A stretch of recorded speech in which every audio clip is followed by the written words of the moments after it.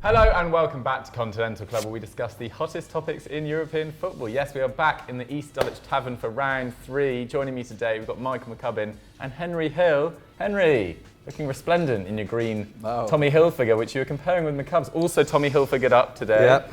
Both looking very smart. Henry, how are you feeling? No, it's good. I've actually worn my green shirt top in memory of Joaquin, who I believe yesterday announced that he is retiring. I missed that. Has he actually? At the end of the season. That's big. He went on TV, went on the news, said he's speaking with his head and not his heart, something like that. But as of today, has he retired, or is it the end of the season? This is his last season Okay. Well, as a pro.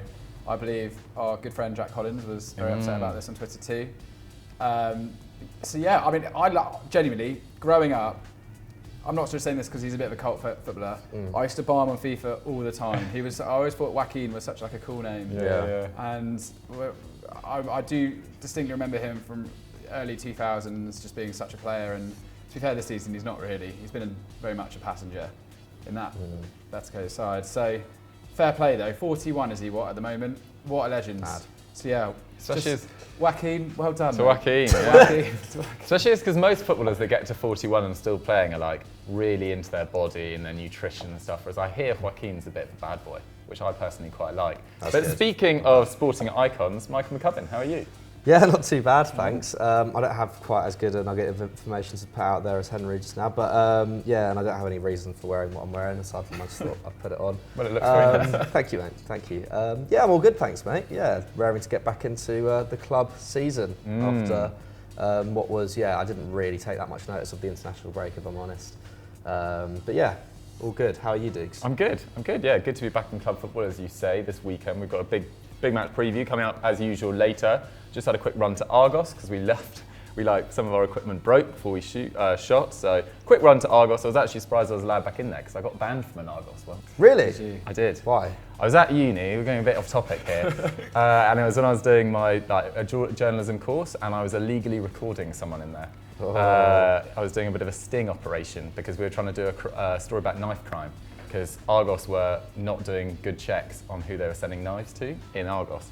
So I tried to illegally record them and got busted and got banned from an Argos. Anyway, so side story, that is what that's what happened, 5 or 6 years ago. Didn't get banned from the one just around the corner. But anyway, let's get into today's show. I don't know how we segue from Argos into breakout stars of this season.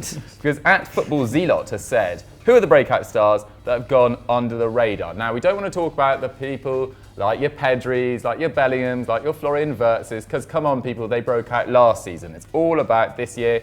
So we want to talk about the players that will, over the next 12 months, probably become, those future standard of players. And I think, Henry, it's only right that we start with a Barcelona midfielder by the name of Gavi, who has taken everyone by surprise this season. Yeah, unbelievable. If you look at what he just did against Sweden in the qualifiers, we'll get onto that in a bit, but everyone's raving about him again, and thoroughly deserved. I think we talked about Ricky Puig last week as a bit of a lost talent.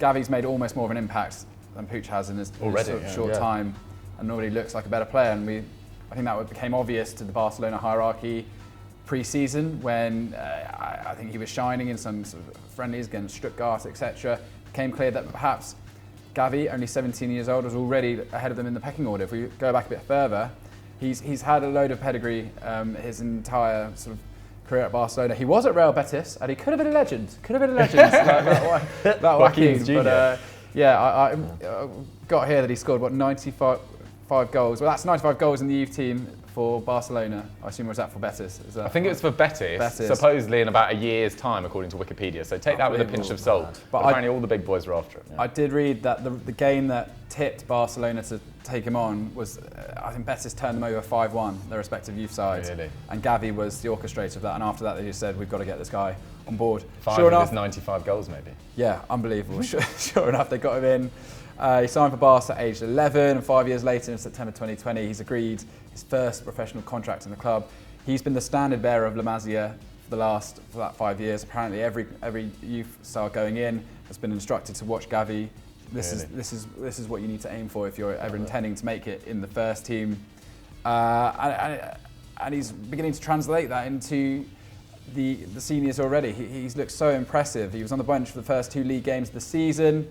provided an assist and a 30-minute cameo in just his second match against Granada.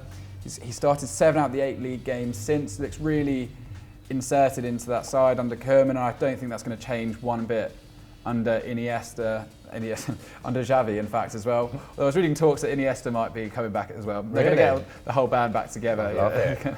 Laporta said it's not beyond the realms of possibility that Iniesta could return, but who needs it when you've got someone like Gavi at the moment? He's looked so good, and he's obviously been playing for the Spanish senior side as late. He featured heavily in the semi-finals and the final of the Nations League. Looks super impressive. Really held his own against some of the very best sides there, against Italy, and he's just breaking records wherever he goes. I think he's his country's youngest ever player at the time of writing. If we look at his performance against Sweden in their recent crucial qualifier, not just a qualifier, crucial qualifier, whoever won that took the automatic position, and we've seen Italy and Portugal in a real difficulty right now. Shout out to the Serbian fans for Mitrovic, by the way. So I had a lot of people asking me to talk about that. Amazing, love that man so much.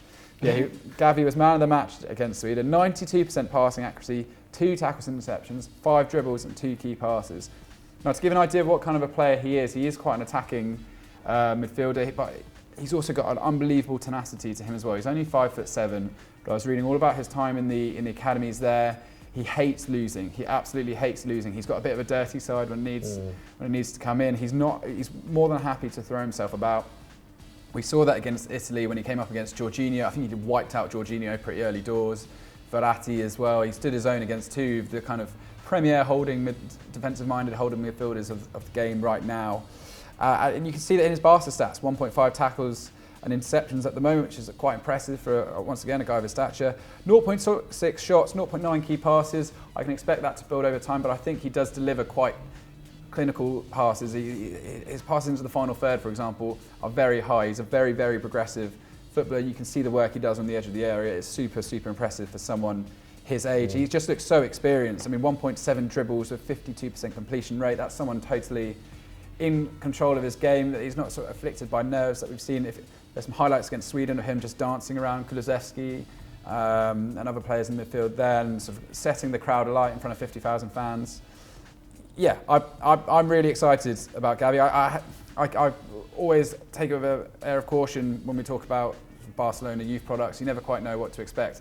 They are quite hit and miss, but there's a reason Luis Enrique has been raving about him so much. Enrique clearly knows what he's doing. The way he's sort of integrated Pedri into that Spanish national side as well. I think it's exactly the same for Gavi too.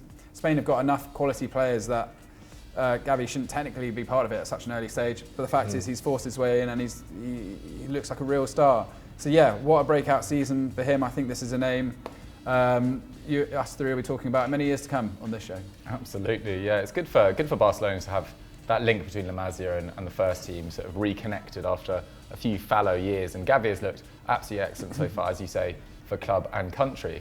Weirdly, our next player is also going to be in La Liga, which is a league that we haven't probably talked enough about on Continental Club so far. Probably hasn't been at its best this year, probably hasn't been as entertaining as usual. The top sides don't look anywhere close to their best, I would say, except for maybe Real Madrid at a push. But Yeremi Pino at Villarreal, the Cubs, has caught a lot of people's eyes around the continent, and with good reason. Yeah, he's a super exciting player, and before we go on to him, I think another Barca player we should probably give a shout out to is Nico Gonzalez. He's been one of their best players this year, hasn't he? Yeah, it's really interesting actually, with all this kind of talk about Frenkie de Jong's future at Barca, which I feel like Barcelona probably will keep him. It seems a bit far-fetched, the idea that they'd sell him to fund the move for Raheem Sterling. I don't know, man. When it's on El Chiringuito, you know it's a done deal. Yeah, it's true. And then obviously on transfer talk as well. Two of the best places for transfer news. I don't say that tongue in cheek at all. But it is interesting how, like a player like Gavi coming in suddenly and a player like Nico Gonzalez coming in suddenly makes it feel like Frenkie de Jong is maybe not as essential a player to Barcelona as he once was. I still think he is. There's a scout report out that was out yesterday where I do argue the case for Frenkie de Jong kind of being the main man at Barca. But still, I mean, yeah, Nico Gonzalez, he's putting up, I think, pretty much the biggest defensive numbers in the team. I think he's also completing around 4 dribbles a game as well. You know, he already at 19, he already looks like the kind of player who can kind of control games and whatnot. So it'll be interesting to see, I think, for Xavi, how he integrates Pedri, Gavi, Gonzalez and Frankie into the same midfield, and with Busquets still, getting regular game time as well. So that's going to be really interesting to see, I think, over the next 6 months. But yeah, Yeremi Pino, super exciting. He's actually a guy who Barcelona wanted back in 2017 when he was at Las Palmas. Back when kind of Quique Setien was heading up the first team there, and he rejected them and decided to sign for Villarreal instead. I think he has recently intimated that there were even more top clubs after him at the time as well. But Villarreal are kind of, have a pretty good reputation for developing young talent, don't they? And it looks like he's made the right choice. And yeah, again, Luis Enrique has kind of rewarded him with game time, hasn't he, for the Spanish national team? Again, in that Italy game, which Gavi really impressed. Yeremi Pino came on in the second half, was really impressive. Probably should have had an assist or two. And yeah, just like obviously, super quick, just super skillful as well. Like it's just, I don't know, I love players who have that kind of just, I don't know, you kind of back him to beat anyone in a kind of tight area. And I think that's kind of what makes him really exciting, and kind of in that kind of Spanish mould as well, quite small as well, like 5'8", I think he is. And yeah, he's shining in what is quite an average Villarreal team this season. Obviously, they were a lot more impressive last term, and he got a decent amount of game time. I think he got 3 goals and 1 assist from like 750 league minutes there or thereabouts. He's already played that much time pretty much this season, and he's got like 1 goal and 3 assists. So essentially his creative game has improved a lot, and you can kind of see that in his performances. I think his crossing ability is really good. I think he just gets into much better areas on the wing as well. So yeah, I think this is a player who's only going to improve with age, and he's already he's already got kind of big game experience as well with the national team, and in the Europa League last year. I think he's the youngest Spaniard to start a European final for his club, and then after Villarreal won it, I think he became the youngest player to win the Europa League or the UEFA Cup in whatever guise it's been in. So yeah, this is a player who's already got like a lot of experience for his age, and I can only see him getting better. Yeah, he's been excellent as well. I mean, I need to watch more Villarreal. I've always got a little bit of a reluctance to like really divulge into and commit to an Emery team, or an Emery full 90 at least. But yeah, Danjuma and him definitely making them more worthwhile to watch as well. Danjuma was firmly wrong about him in the summer. Thought that might not work out too well due to his sort of defensive work rate at Bournemouth not being too good. But so far so good for Danjuma at Villarreal, and well done to Unai Emery for turning down Newcastle as well. Not for any ethical reasons, but it was just a chaotic period, and they clearly didn't have it sorted about who was going to go in there. And best of luck to Eddie Howe, with no chief executive, no sporting director, ahead of the January window. But anyway, that's more of a topic for Sunday vibes. The Sunderland just came through. That came through strong. Anyway, let's move on to another breakout star. And this is a player who went to the Euros this summer with Croatia, was talked about at Dinamo Zagreb. Got to say, I don't watch Dinamo Zagreb on a regular basis. But it's Josko Gvardiol, who joined RB Leipzig last summer as part of that defensive rebuild that also saw Angelino sign permanently from Man City, Benjamin Hendricks joined from Monaco, and Mohamed Simakan as well from Strasbourg, who I could easily have talked about as well. But he was getting quite a lot of headlines at Strasbourg last term. But 19-year-old Gvardiol has been absolutely brilliant in not just his defensive numbers, which are really solid, very strong in the air. His tackle success rate is exceptionally high as well. It's over 70%, which is anything over 75%, and you're really talking one of the world's best tacklers. Obviously, you don't know how much he's being stretched in that team, so take these numbers with a pinch of salt as well. But it's not just that. His passing into the final third, that ball he gave to Christopher Nkunku, I believe it was, against Dortmund a couple of weeks ago, in that crucial 2-1 victory for RB Leipzig, which sort of cemented RB Leipzig's sort of resurgence into this season after a difficult start, shows that I think Gvardiol's got everything it takes to mix it with the best in this league. So yeah, fair play to Gvardiol, and fair play to RB Leipzig for really once again backing such a young crop of defenders. And so far, it hasn't made a catastrophic impact that they lost Upamecano and Konate so far. Obviously, they're in a race for top 4, which is I think what we expected at the start of the season, but hopefully that can continue. Another centre-back, we often don't talk about centre-backs enough on this show, but another centre-back that's really impressed is Jurrien Timber as well at Ajax.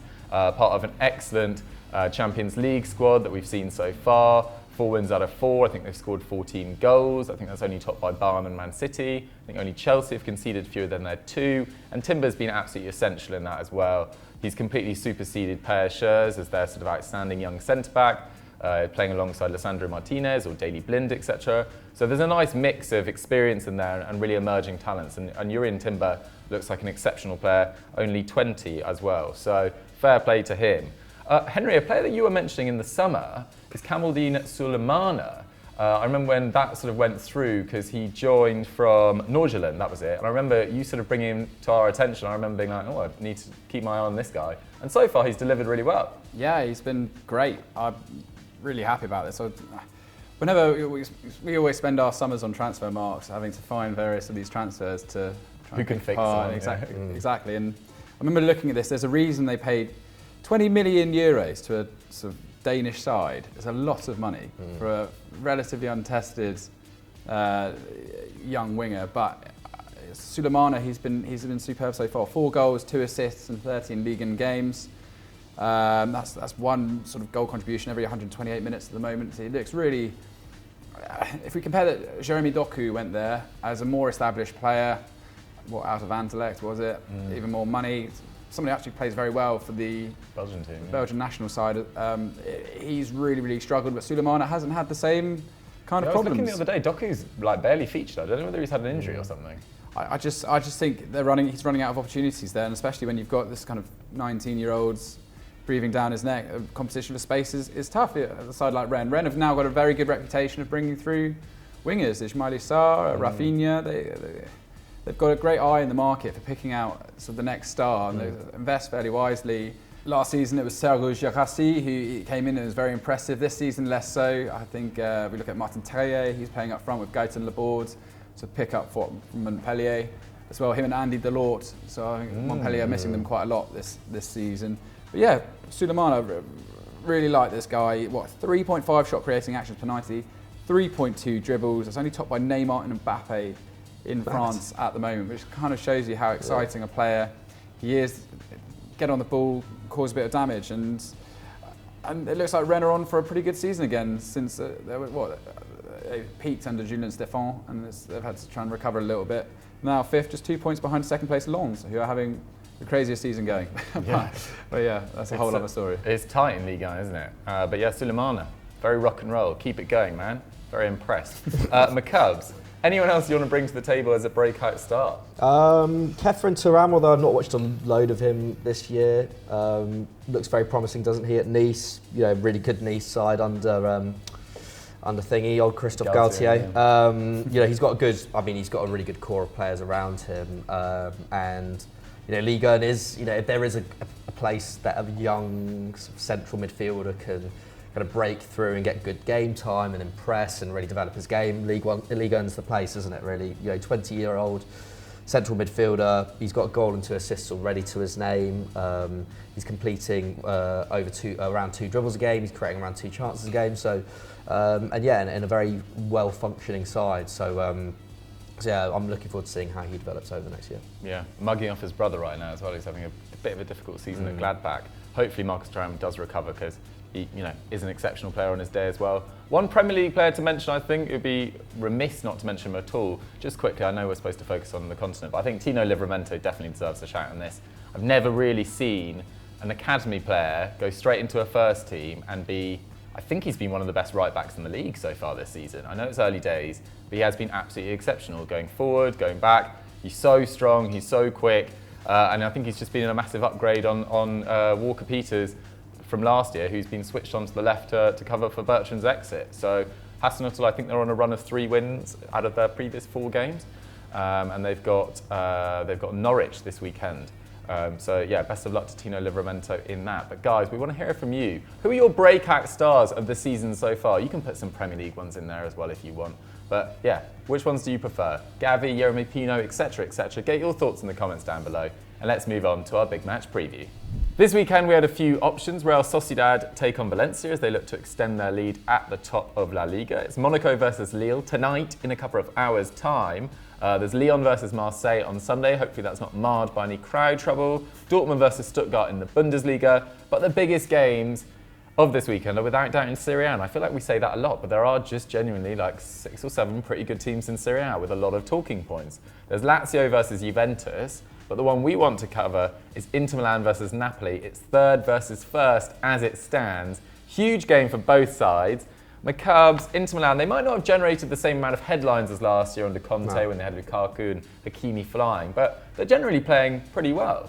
Yeah, I mean, they're very much in the race, aren't they? And I think from an Inter fan's perspective, I think that's, you'd take that at this point of the season, I think, especially since, they lost, their key player, they lost their 2 key figures in the summer, didn't they? And there was nowhere near the investment to properly kind of replace them. Having said that, I think Simone Inzaghi was pretty much as good a manager as they could have got actually in the summer. And I think he's had a really solid start. Defensively, they have been significantly worse. They're now conceding 13 shots a game, which is up from 10.2 last year.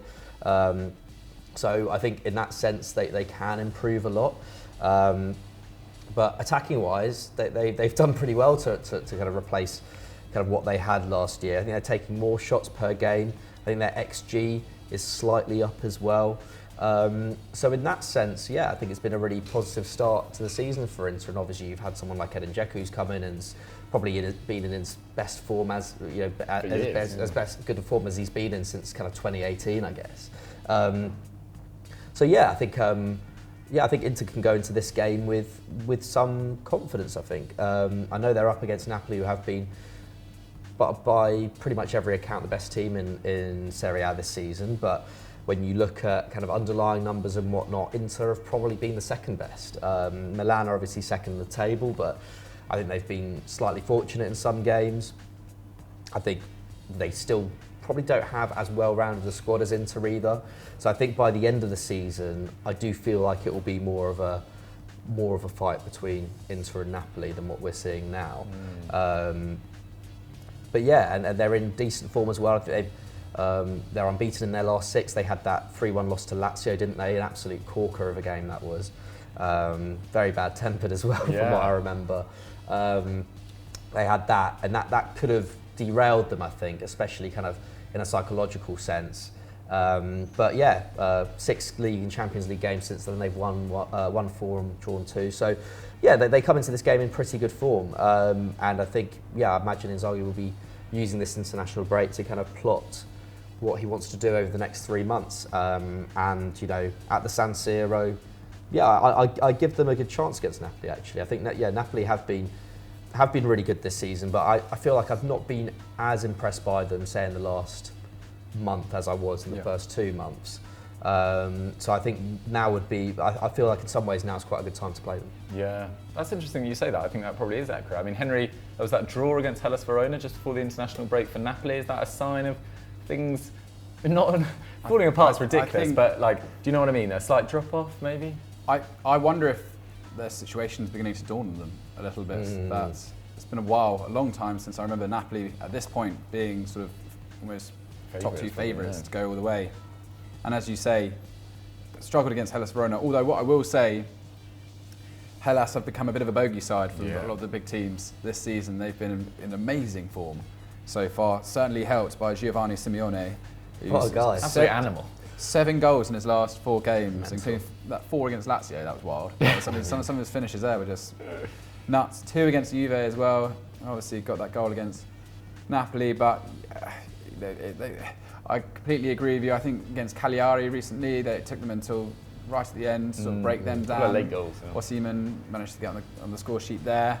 And and twice recently they've struggled to create more than 1 XG. And so you're right, they are beginning to teeter off a little bit. But to be honest, the thing about Napoli this season, a lot of their strength has been built on their defence. And that's really where they've improved, because if we look at their sort of comparison to last season, they've scored 3 fewer goals, but they've conceded 7 fewer as well, and got 8 more points as a result of it. They're only conceding 9.3 shots a game, and 0.7 XG against per game as well, and they've got enough firepower running through that side to compensate for that. And if we look at the sort of key figures, within that process. Lobotka, Ruiz, and Guisa, who we're all raving about this season as well. They've all completed more than 2 tackles per 90, and Guisa, one of the sort of signings of the summer, it's beginning to look like, and certainly within that price bracket.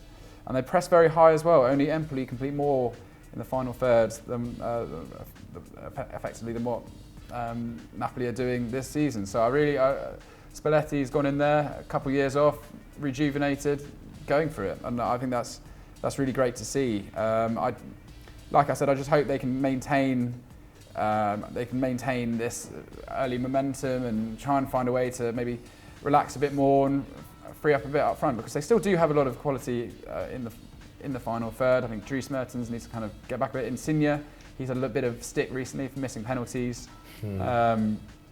But once they get all these guys firing again, then they do have a great chance. I mean, in my opinion, AC Milan are favourites for the title this season. We talked about them in our 10 teams in a golden generation right now. Go check it out if you can. And AC Milan, I think throughout the whole squad, if you've got the mixture of experience, they've got tons of title winners, Ibrahimovic, Giroud, even Simon Kier looks like the ultimate captain at the moment. You combine that with sort of youthful talent, they're really performing. Rafael, Brahim Diaz, even Kessié, despite his contract situation, is putting in a performance week in, week out. Tomori as well, one of the best centre-backs in the whole of Serie A. So yeah, for me they're the favourites, but I really hope that Napoli can sort of keep going at the moment. They've got a lot of guys chipping in different 11 different goal scorers, 8 players have created a goal, so that's kind of what you want to see. Let's just boost the volume and see where we can go from here. But yeah, this match, it's tricky actually. This is probably one of the harder ones that we've done recently. I'd probably go for a 1-1 draw. 1-1 draw. Oh, interesting. Before I ask my Cubs' opinion, it just kind of feels like this has got to be Napoli's year, because they're not going to have Mertens, they're not going to have Insigne for that much longer, they're not going to have Koulibaly for that much longer as well. He's over 30 as well. Is he? 29 or 30? I think he's over 30. Yeah. There's still talk about him going to Newcastle, which I think is just absolutely bonkers.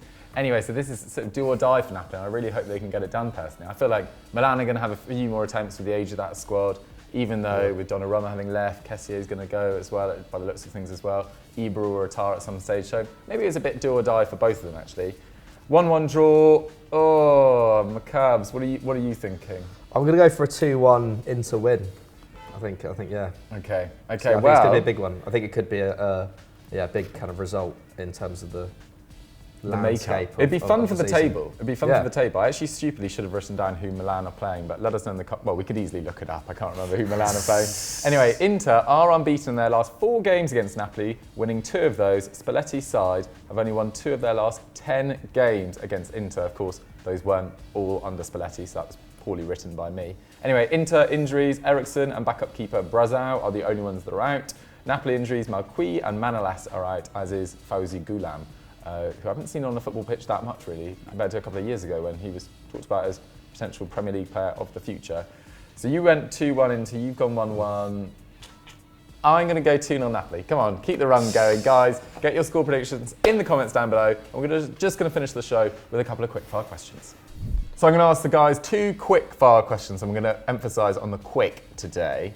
Oh. Lads, I'm going to start with Fagio Limaggio's question. Sorry, Faglio, that was not my best pronunciation. Where does Chiesa rank in the world's best wingers? I need a quick-fire answer. Where are you thinking? Like top 10? Yeah, easy. I think you could put him top 10. I don't think you'd put him top 5 though. Top 10. Put you on the spot. Who are we going? We're getting Salah in there, Mane, Sane, Gnabry, Neymar, Mbappe. All right.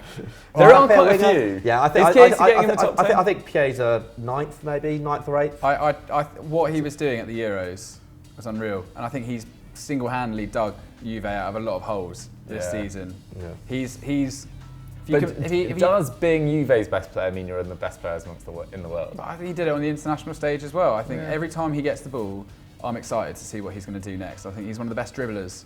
He's easily one of the best dribblers that I've seen, and maybe long shots as well from a player of his calibre. I think a lot of the big teams as well don't have necessarily, like wingers aren't necessarily their biggest players anymore. If you think about it, like when I think about teams like like Chelsea, for example, it's not wingers who are the main contributors there anymore.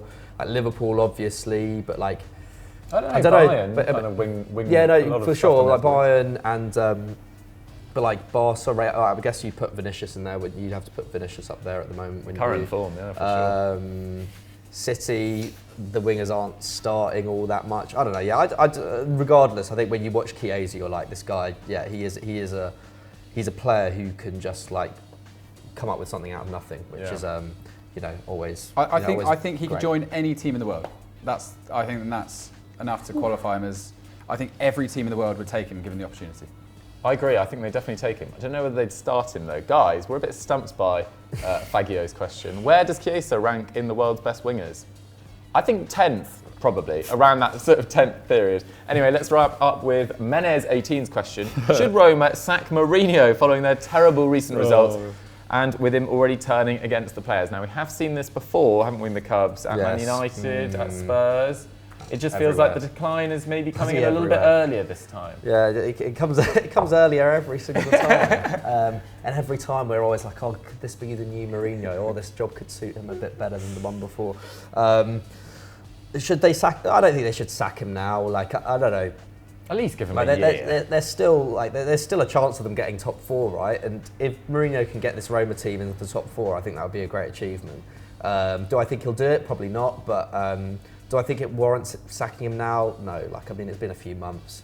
Let him piss off the players a bit more before sacking him. To be honest, it will inevitably happen. They were so far off the top 4 last year anyway. I think it was 16 points. Yeah. I don't even know whether not getting top 4 this year is a sackable offence. What is more concerning is the way he's already getting antagonistic with his players. It's just boring. I don't think that technique works with modern players. Henry, would you agree? Yeah, Would you like it if your manager was giving you it? This is just the most condensed breakdown I've ever seen from Mourinho. I think it's. I love Mourinho, but I'm happy to lay into him. He just needs to shut up sometimes. I mean, yeah, they got beat by Bodo Glimt. Not just beat, they got thrashed. Handed. But continuously coming out saying, I can't even use my substitutes. I mean, come on. It's just ridiculous. I don't understand how, because he is always about pressing buttons to try and get reactions out of players. Yeah. But yeah, I think he just needs to really take stock of what the job he's got and maybe be a little bit more grateful. I think genuinely, because I think Roma gave him an opportunity when not many would. And we've seen he's perfectly capable of doing good things there. He just needs to maintain an element of harmony. And I think he plays off the fact the Italian fans, they all love him. Dage Mister, whatever they call him, they all love him. And he's got so much support. I don't think he can take that for granted, because if the results keep going against him, he can't keep just blaming it on the players. I think the thing that annoys me about Mourinho most is that he's very much. I feel like he's had a big influence on this kind of idea that it's never the manager's fault, it's always the players that are letting the manager down, which has become a really toxic kind of line of thought, I think, recently, especially when we look at things like Ole Gunnar Solskjaer at Man United, and the way that people, and even when Mourinho was at Man United, it was a similar story. People were talking about how the players have let him down. Well, no, actually, like the players are the products of the manager. There's no other way. There's no other way of looking at it. And Mourinho has kind of made a bit of a career in the last few years of kind of having people turn on players when really, he's often been at the root of the problem. But yeah, no, I think give him a bit more time. Yeah, but yeah, it doesn't look good, does it? Like, it doesn't look good when he's already throwing players under the bus. There's no point sacking him now. It's just strange to. If you say your substitutes aren't good enough, you're also saying the people that don't make the bench aren't good enough. So basically, you're saying 11 out of your squad of 25 are good enough to play for you. And if you have 14 people instantly against you because they're being hung out to dry in public, you just need a couple of players to start in the first team to start not enjoying your methods too, and you create a really difficult situation for yourself. And you'd think you'd learn, because it's ended like this in his last 3 clubs now: Chelsea, Man United and Spurs, and each getting shorter and shorter. So I don't really have a lot of sympathy for him, but should he be sacked? In my opinion, no, not right now. No. But anyway, guys, that is Continental Club for this week. Let us know what you guys think about Mourinho and his future, Inter Milan, Napoli, and our first section, which was Breakout stars of this season so far. Henry, if they've enjoyed this video, what should they go and watch now? We'll go to FT and watch our latest Team Talk episode. If you haven't already, I've watched it. It was very good. Man behind the camera, Zach Jalab, he had a real meltdown. Which was always I think he's exaggerating how big a meltdown it was. He was a little peeved for about a couple of minutes. I watched it, Tiggy, and I'm not saying this because you're probably the one I have to talk to the most at Football Daily. I agreed with everything you said. I agreed with I think your list. Thank you. That's like when I went on, made the most sense. So yeah, and that's I do agree with you. Reece James, what a joke. I actually thought everyone made a lot of sense, except for I think Zach in that one instance was a little bit biased, but I think he made a lot of sense in every other instance. Unfortunately, we're not giving him the right to reply because he's stuck behind the camera. Yeah. Absolutely fuming. McCubs, what have you? So you wrote the scout report this week. I did, yeah, on Xavi. Yeah, it's a difficult one. It's kind of three ways in which Xavi can improve Barca. Not gonna lie, I don't think it's my best work, but I made a few suggestions as to how Xavi can kind of quickly improve Barca. Talked a little bit about rejuvenating older players class. And whatnot. But it's all right. It's okay. Go and check it out. Go check it out. I personally think it's quite difficult to say exactly where Xavi needs to improve Barcelona because they can't spend any money, can they? So, but otherwise, there's he's got stuff to work with there. So McCubbs is very modest and very self-critical as well. I'm sure it's an excellent script as usual. Guys, thank you very much for watching Continental Club for this weekend. Have a great weekend. Stay safe wherever you are, and we will catch you on Monday for ERU. Bye.